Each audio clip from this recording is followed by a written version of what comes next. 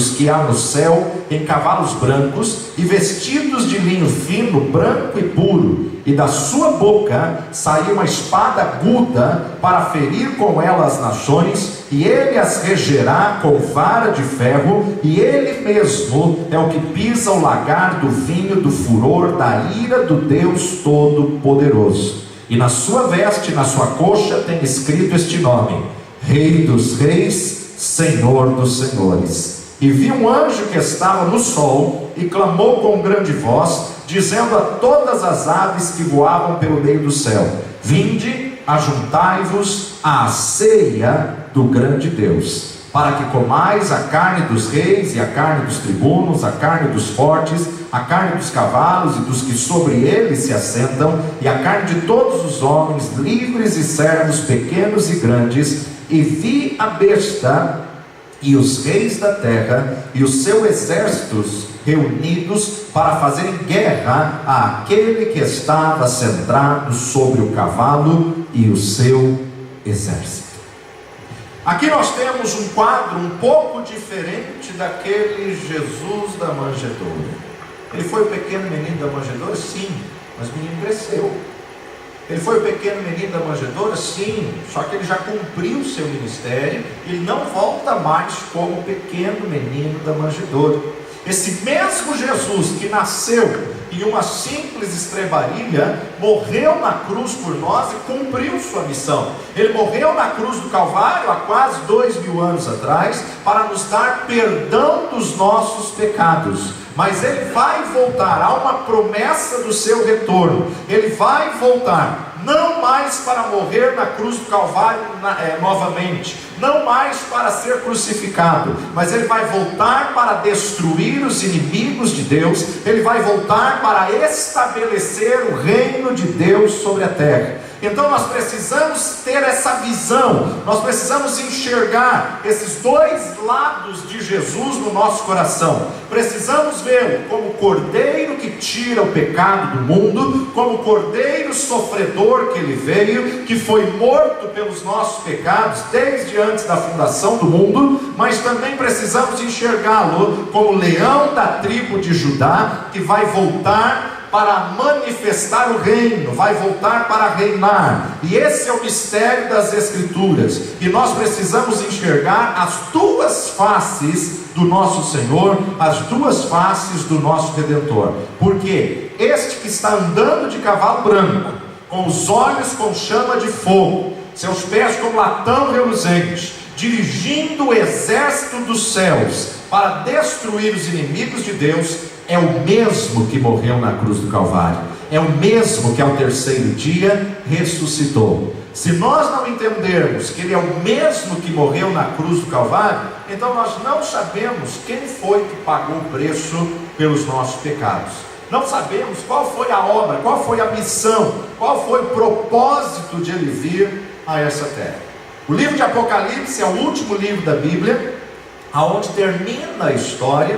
E há um lindo equilíbrio entre o livro de Apocalipse e o livro de Gênesis, entre o fim e o começo de todas as coisas. É interessante que no começo da Bíblia nós temos um jardim, o jardim do Éden.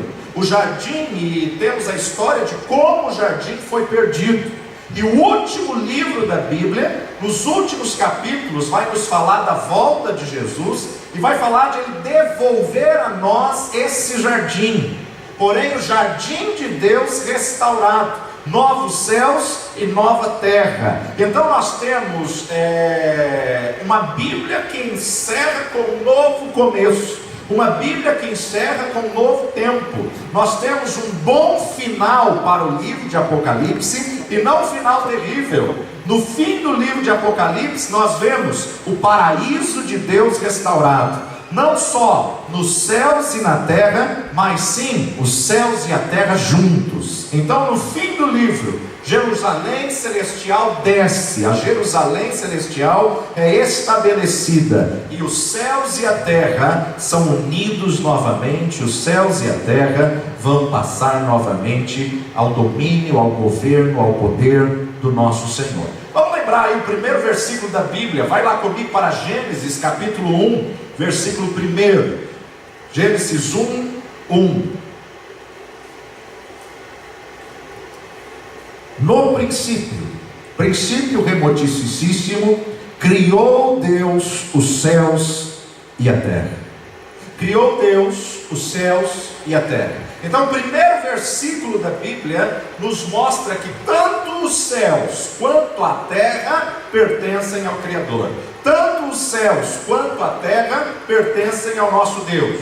O plano de Deus não é acabar, o plano de Deus não é desistir da criação e não é acabar com a criação e nos levar para ser um bebê nas estrelas. Não. A Bíblia diz que quando Jesus voltar, nós que estivermos em Cristo, seremos arrebatados e nos ares recebemos um corpo glorificado. Recebemos um novo corpo em Cristo Jesus. O planeta também vai ser restaurado. Então no fim da Bíblia, nós vemos uma promessa de restauração dos céus e uma promessa de restauração da terra. E descrevemos simplesmente o reino de Deus, na verdade, como esse que está no meio, esse que está entre um período e entre outro período, ou seja, está diante daquilo que é a promessa. Esse é o plano de Deus, restaurar tudo que foi perdido, tanto nos céus como na terra, através de uma única pessoa, o nosso Senhor e Salvador, Jesus Cristo. Ele é o leão da tribo de Judá, porque Jesus é o Verbo, Jesus é o Filho de Deus, Jesus é tanto o Filho de Deus como o Filho do homem. Então somente Ele consegue juntar os céus e a terra, somente Ele consegue juntar os dois. O plano de Deus não é governar só os céus, o plano de Deus não é dominar só os céus. Deus domina os céus, Ele é Senhor sobre os céus, mas Ele estabeleceu seu Filho para dominar a terra. Então o plano de Deus é unir as duas coisas novamente. Por isso que a pessoa central de toda a Bíblia é o nosso Senhor Jesus Cristo. Em todo o Antigo Testamento apontava para a vinda do Messias. Em todo o Antigo Testamento apontava para o nascimento do Senhor Jesus Cristo. Nos 4 evangelhos aponta para ele veio, cumpriu a promessa do Antigo Testamento.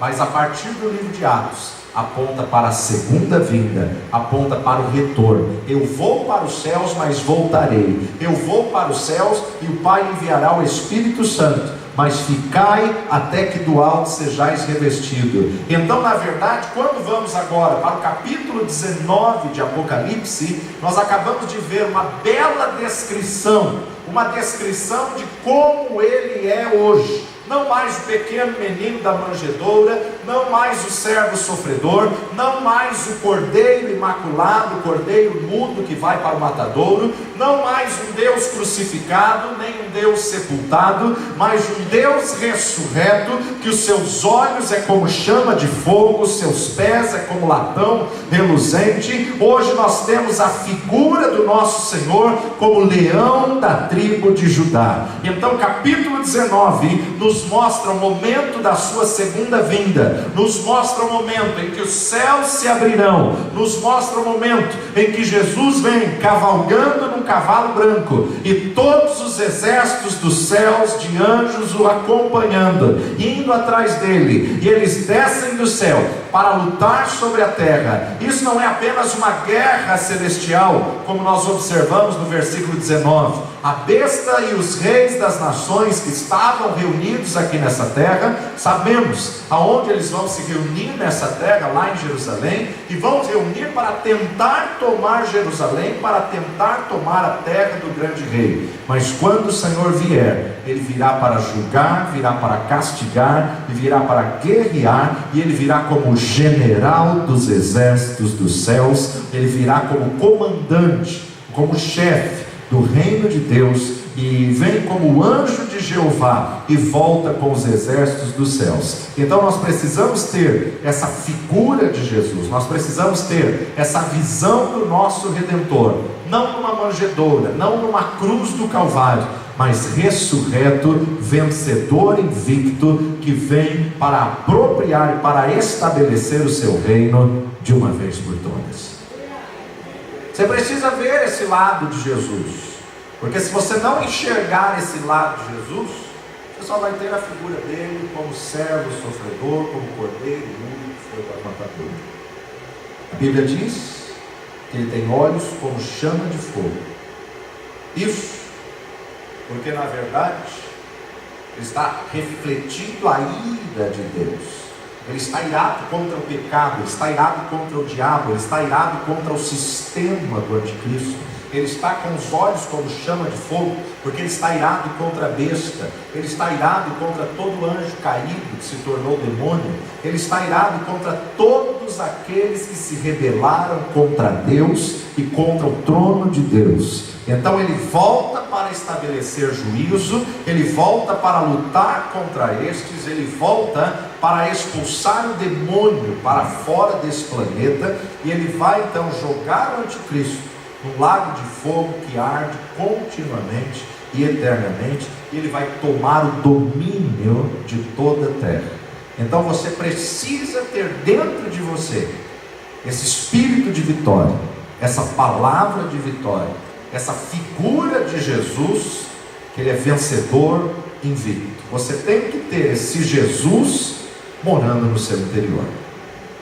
Se você crê que Jesus está morando em você, você não pode ter a figura de um menino na manjedoura. Você não pode ter a figura de um Deus crucificado. Mas você tem que ter a verdadeira imagem do que ele é hoje.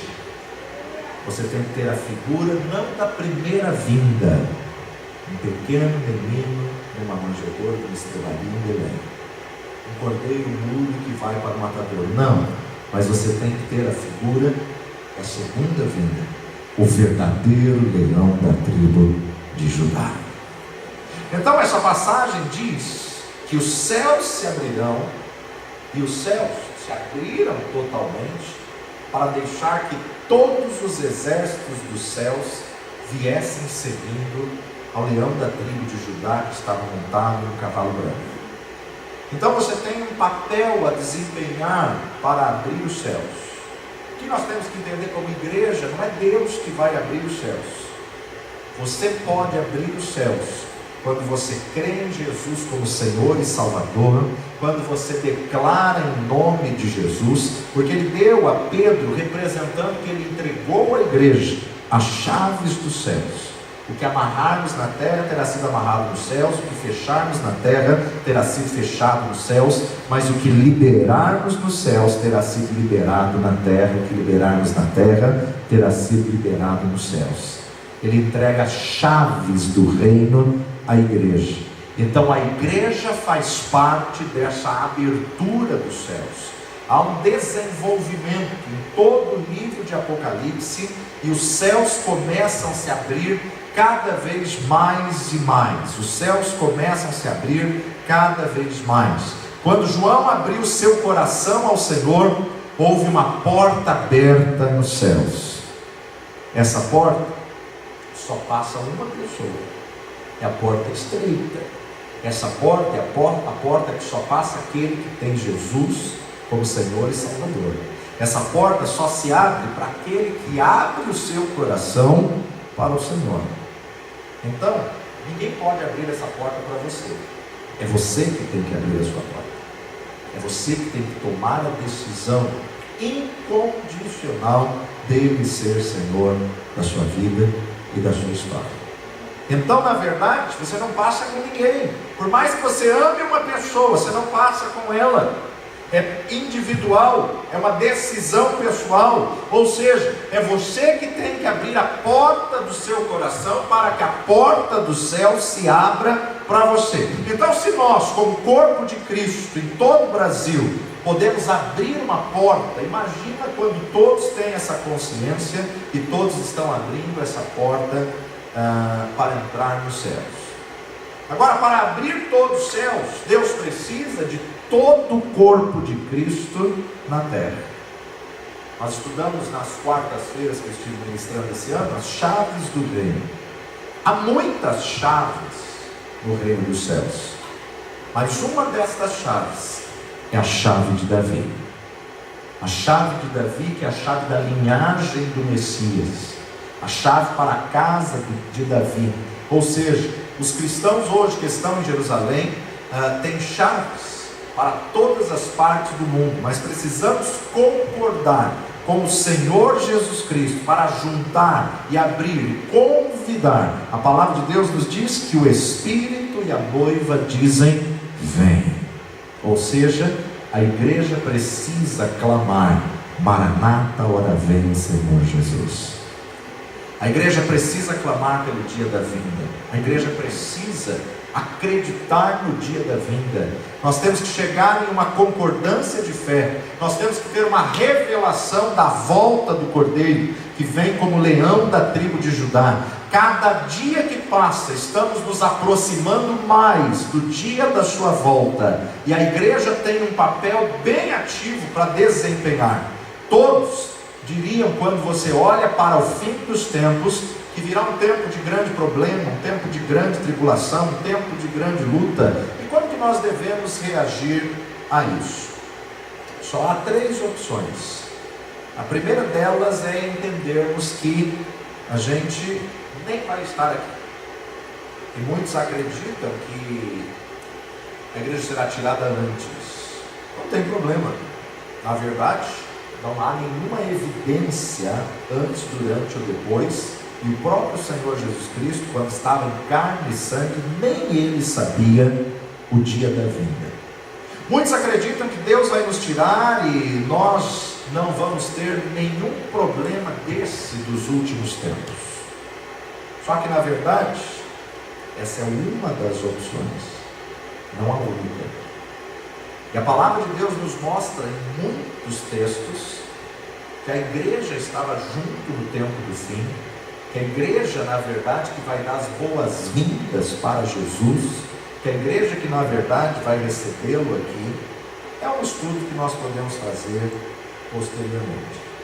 Mas uma segunda opção é que nós vamos atravessar todo o período da grande tribulação, e que, na verdade, esse período da grande tribulação, o Senhor vai nos livrar milagrosamente. Nós vamos ver algo tremendo acontecendo, o grande avivamento, como nos profetiza Joel no capítulo 2, e muitos acreditam que esse será um período de sofrimento, de luta, de derrota, de tristeza, de angústia, mas se esquecem que em todo o período da história, quando Deus passou com o povo pelo deserto, Deus não deixou faltar água, Deus não deixou faltar alimento, Deus não deixou faltar roupa, Deus não deixou faltar calçados, porque muitos entendem que Ele não nos livra da tribulação, mas na tribulação Ele está presente conosco.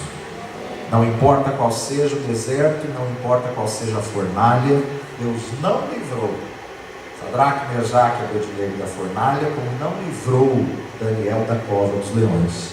Mas na fornalha, ele era o 4º homem, e na cova dos leões ele enviou seu anjo que fechou a boca dos leões. Agora vai comigo para Apocalipse capítulo 1, verso 9. Apocalipse capítulo 1, verso 9. 8 nos diz: eu sou o alfa e o ômega, o princípio e o fim, diz o Senhor, que é e que era e que há de vir, o Todo-Poderoso. Eu, João, que também sou vosso irmão e companheiro na aflição e no reino e na paciência de Jesus Cristo, estava na ilha chamada Pátimos, por causa da palavra de Deus e do testemunho de Jesus Cristo. 1, 8 e 9 de Apocalipse. João está escrevendo para nós, companheiros da tribulação. Ou seja, João está dizendo que mesmo em meio à tribulação nós podemos ser mais do que vencedores. O livro de Apocalipse não foi escrito para te criar pânico. O livro de Apocalipse foi escrito para te preparar para o tempo do fim, para te preparar para ser vitorioso por meio de Cristo Jesus. Ele te fez mais do que vencedor.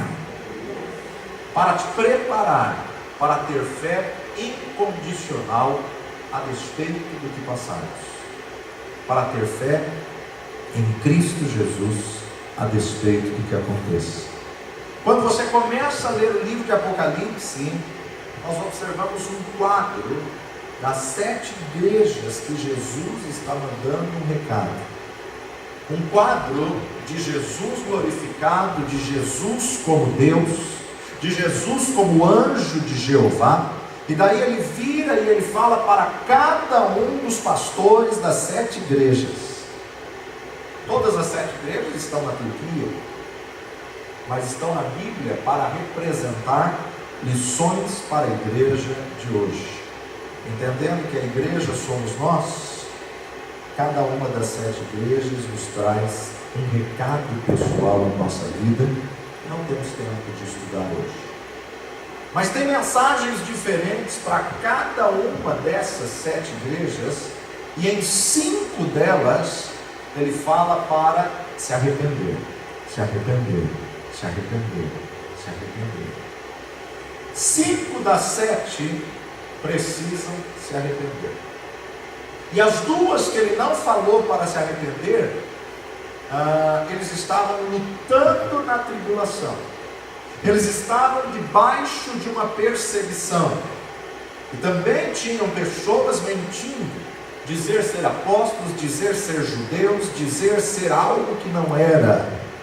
Aonde nessas 2 igrejas ele não falou para se arrepender, mas a instrução dele é ser forte.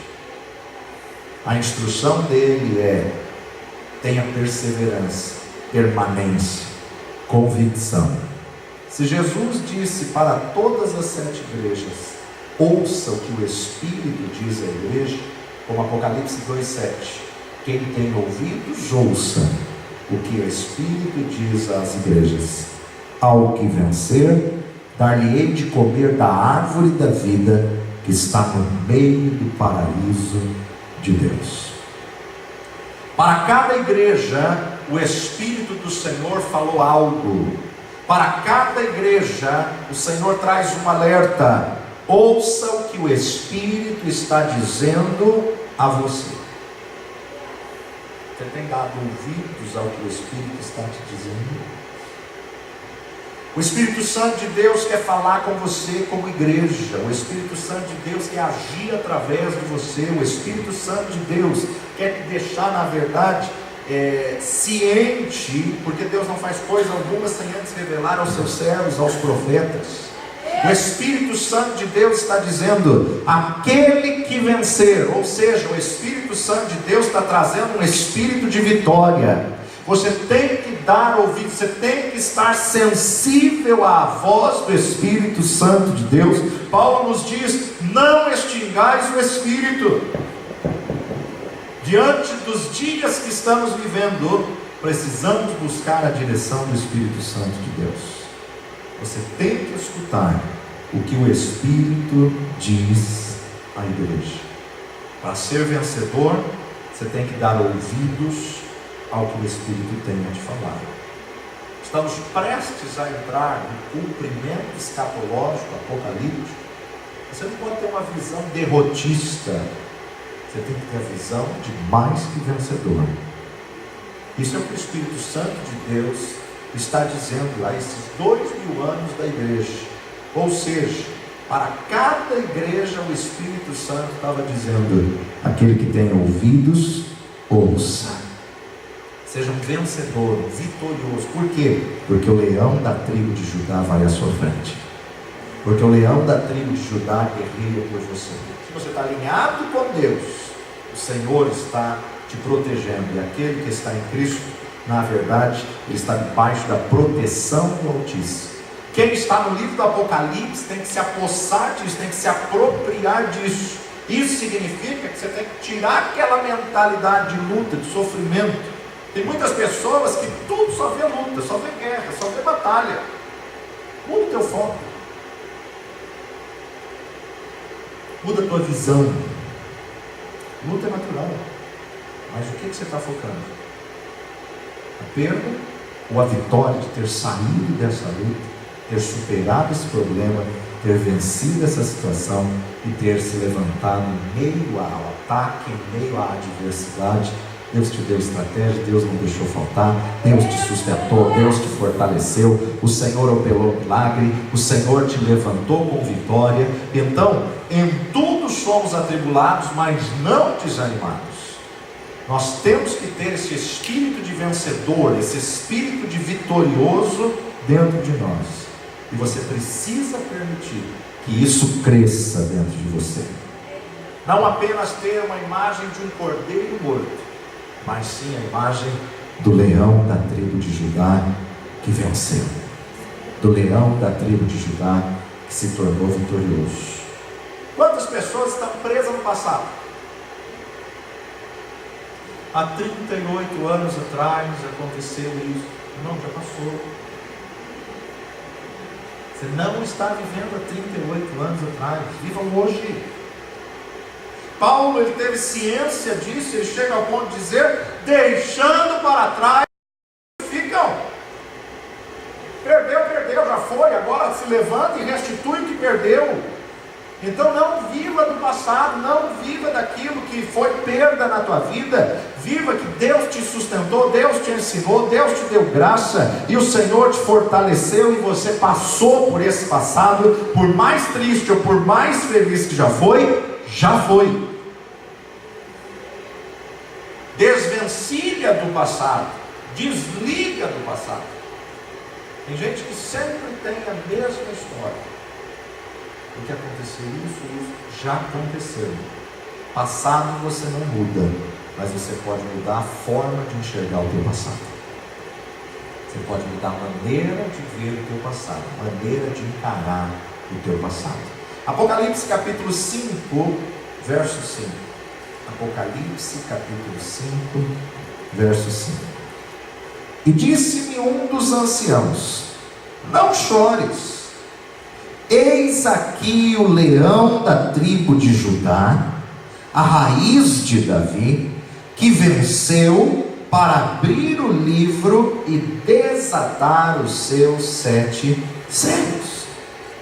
João estava chorando porque ele viu um livro selado, um livro lacrado, e não tinha ninguém que era digno de abrir o livro para que a história continuasse. Mas um ancião, é um personagem enigmático do Apocalipse, um ancião olhou para João e disse: não chores, eis um que venceu. Há um perfeito equilíbrio na pessoa de Jesus, ou seja, ele consegue ser ao mesmo tempo o cordeiro como o leão, o cordeiro que foi morto e o leão que é o vencedor invicto, o leão que ruge. E nós temos, irmãos, que ter essas duas personalidades dentro de nós. Tal qual ele é, nós somos também. Nós temos que ser totalmente mortos e sacrificados, mansos como o cordeiro, inocentes como o cordeiro, levar a nossa vida cada dia ao Calvário, mas no interior, além de você ser como ovelha, como cordeiro, manso, ao mesmo tempo você tem que ter o caráter do leão, a coragem do leão, o poder do leão, a autoridade que Jesus te deu. Em meu nome expulsarão demônios, falarão novas línguas, e reinar e governar como leão que ruge, como leão da tribo de Judá. Nós precisamos ter esse equilíbrio do cordeiro para mortificar a nossa carne, mas do leão de Judá para conquistar aquilo que Deus quer que você conquiste. Muitos estão pregando, se achando o máximo, achando que tem poder, achando que tem autoridade, achando que é grande, que é forte. Só que o leão só se manifesta se na verdade o cordeiro foi morto no Calvário. Então precisamos ter esse equilíbrio, mortificar os desejos da carne, os prazeres da carne, ser manso, submisso, bondoso, compassivo. Precisamos ser fracos interiormente, mas temos que ter o equilíbrio para termos a força do leão dentro de nós. Se você só tem o leão, você se torna arrogante. Agora, se você só tem o cordeiro, você se torna covarde. Então tem que ter um equilíbrio da visão de Jesus como leão, da visão de Jesus como cordeiro. Porque como cordeiro, trazemos a compaixão de Jesus. E como leão, trazemos a autoridade de Jesus. Então, peça ao Espírito Santo de Deus para sondar o teu coração, se você tem o equilíbrio do leão e do cordeiro. Será que você não tem sido muito leão e pouco cordeiro, ou muito cordeiro e pouco leão? Talvez você tenha um equilíbrio dos dois, ou talvez você precise mais de um dos dois. Cada dia o Senhor está nos ensinando como sermos mais compassivos, como sermos mais bondosos, muitas vezes mais fracos ou mais sensíveis, mas ao mesmo tempo mais guerreiro, tendo o urro do leão e tendo o fogo de Deus. As duas coisas são verdadeiras, mas Deus quer que nós formemos o caráter completo de Cristo em nós. O leão, o cordeiro, a águia e o homem. Os 4 seres de Ezequiel, os 4 seres do Apocalipse sendo desenvolvidos dentro do nosso coração. Como igreja, saímos do mundo, eclésia, tirados do mundo, para tornar a comunidade de Deus, estabelecendo o reino de Deus na terra. Eclésia significa as duas coisas: aqueles que foram formados para fora do mundo, mas foram chamados para ter governo do mundo, chamados para ter o governo de Deus no mundo. Ainda no capítulo 5 de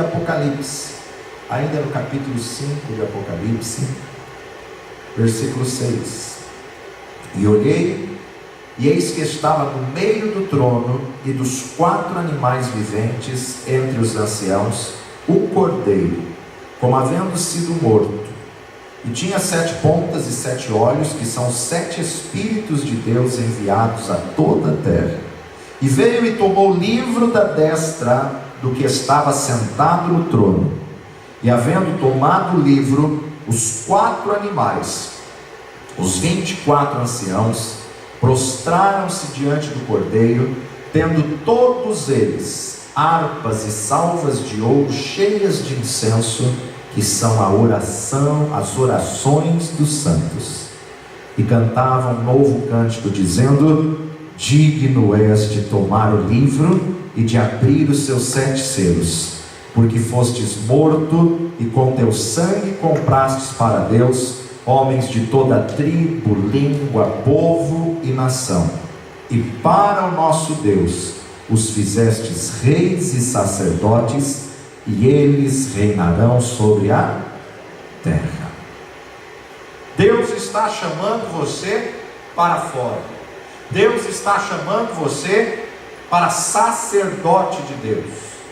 Somos sacerdotes de Deus quando adoramos a Deus, mas também Ele está nos chamando para reis, governo. Então Deus está te treinando para dominar, para governar, para que depois da volta de Jesus possamos governar e reinar com Ele na terra. Estamos sendo treinados para reinar neste mundo. Ele não vai reinar sozinho. Ele volta e reina. E Ele vai reinar com a igreja. Então você está sendo treinado para isso. Agora você está deixando a palavra de Deus entrar no seu coração e te treinar para uma visão de governo. Temos que saber o que é o reino de Deus, qual é a justiça de Deus, qual é a autoridade do Senhor Jesus Cristo. E no reino dele, quem não serve para servir, não serve. Quem queria ser grande entre os discípulos, ele disse: sirva mais. Temos que saber como servir. Temos que saber como receber responsabilidade, integridade, ter o caráter de Cristo, ser digno de confiança, ser fiel. Então nós temos que aprender para governar no reino de Deus, temos que nos preparar, porque Ele está levantando a igreja para o governo. O que você aprender agora é o que você vai exercer depois. Muitos acham que nós vamos ficar no céu, deitados eternamente em Deus esplêndido.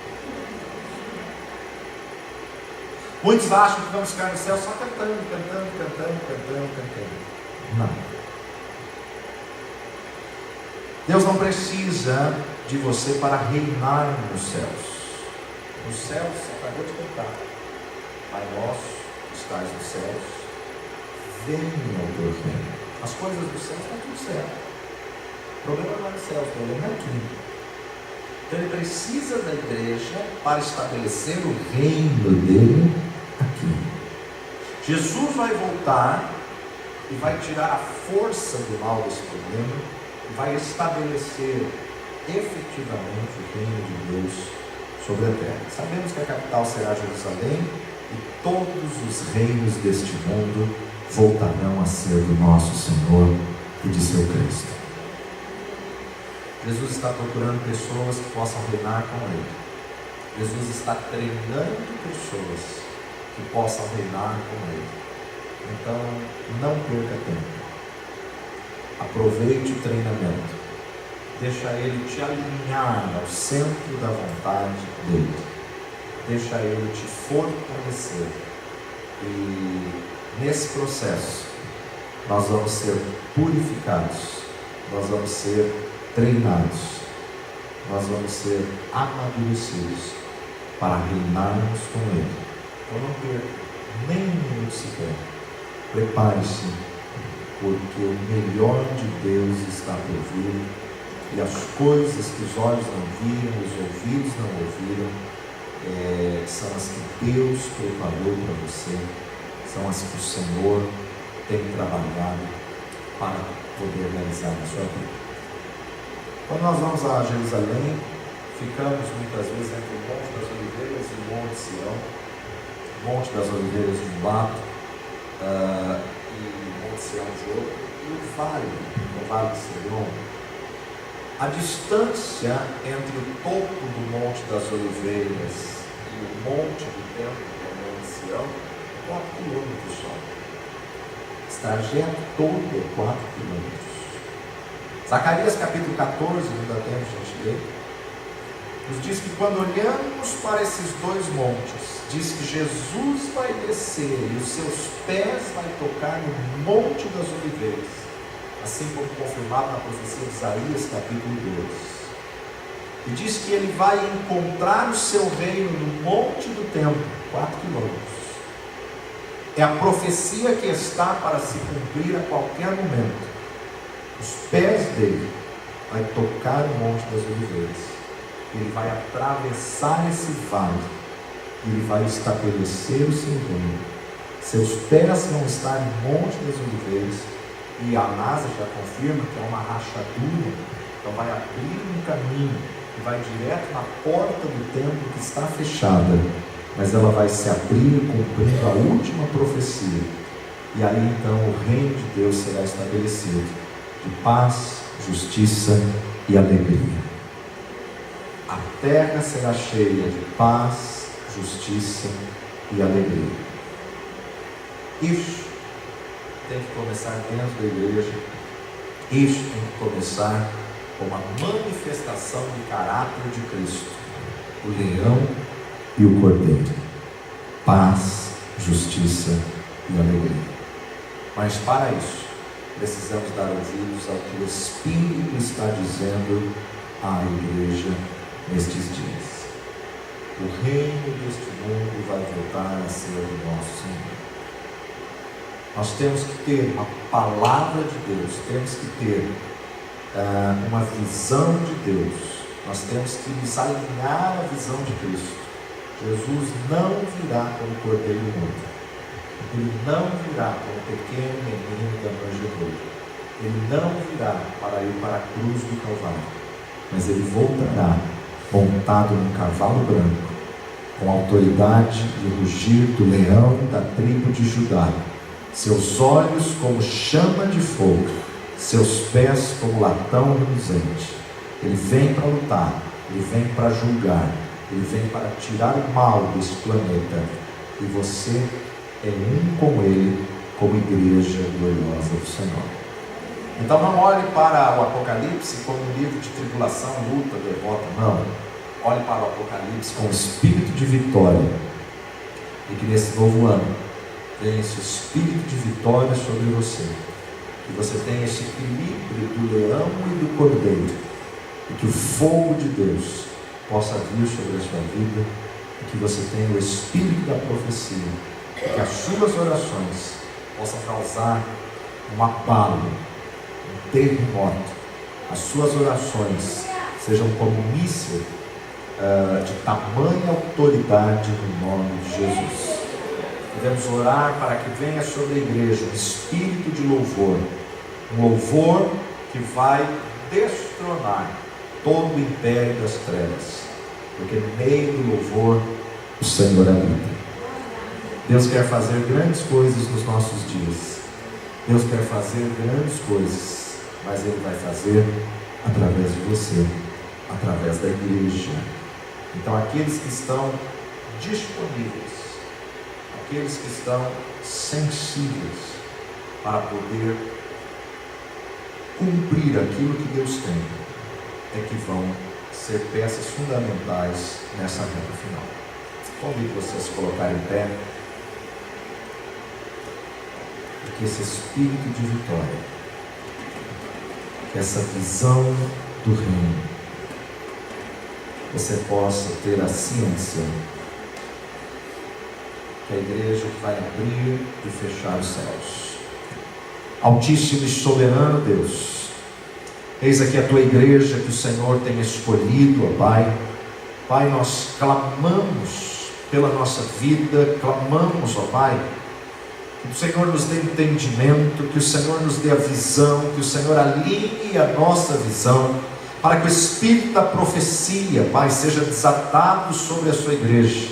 A unção profética, a porção dobrada que veio sobre Eliseu, possa vir sobre a tua igreja nesse novo tempo, Senhor. Senhor, dá-nos a visão espiritual, perdoa os nossos pecados e falhas, ó Pai, que possamos ter a consciência da autoridade do leão da tribo de Judá, que possamos ter, ó Pai, o caráter, o perfil do leão da tribo de Judá, em nome de Jesus, ó Pai. Levanta uma igreja gloriosa, levanta uma igreja, Senhor, que resgata a autoridade do nome de Jesus e que estabelece o teu reino na terra, que possamos clamar assim como a tua palavra nos diz, o Espírito e a noiva dizem vem. Ora vem, Senhor Jesus, Maranata, ora vem, em nome de Jesus, ó Pai. Levanta a tua igreja como igreja gloriosa, levanta a tua igreja com a visão do leão da tribo de Judá, com a autoridade do leão da tribo de Judá, em nome de Jesus, ó Pai, para conquistar, para estabelecer o seu reino, para estabelecer a tua vontade, em nome de Jesus, ó Pai. Capacita-nos, ó Pai, em nós não há força alguma, mas que possamos ter o equilíbrio do cordeiro e do leão, e que a cada dia, Senhor, venhamos dar ouvidos ao que o Espírito está dizendo à tua igreja, venhamos dar ouvidos, ó Pai, ao que o Senhor tem a revelar e a fazer através de nós nessa terra, em nome de Jesus, ó Pai. Venha abençoar cada vida que está aqui, cada família aqui representada. Nós declaramos um novo tempo, declaramos um novo tempo de milagres, um novo tempo de vitória, um novo tempo de conquista, um novo tempo de avanço. Reveste a tua igreja com poder e autoridade, reveste a tua igreja com sabedoria, com estratégia, reveste a tua igreja com alegria, ó Pai, com a tua palavra, no nome de Jesus, ó Pai. Nós te agradecemos, nós te louvamos, porque o leão da tribo de Judá é digno de abrir o livro e de desatar os seus 7 selos. Te louvamos, ó Pai, por nos incluir no teu plano. Te agradecemos, ó Pai, porque o Senhor nos escolheu, que possamos ir dar frutos e esses frutos permanecerem a cada dia para a tua honra e para a tua glória, no precioso nome de Jesus. Amém e amém. Aplauda o Senhor.